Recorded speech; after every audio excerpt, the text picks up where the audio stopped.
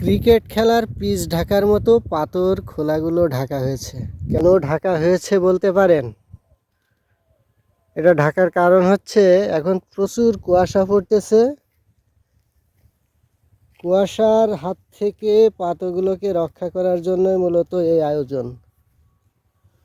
কুয়াশায় পাথর নষ্ট করে দেয়। এখন কথা হচ্ছে, এই ঢাকার ফলে কি কোনো সমস্যা হবে? সমস্যা হবে না যদি এটা 2-1 দিনের মধ্যে আলগা করে দেওয়া হয়। আলগা করে না দিলে এর বাড়তে সমস্যা হতে পারে।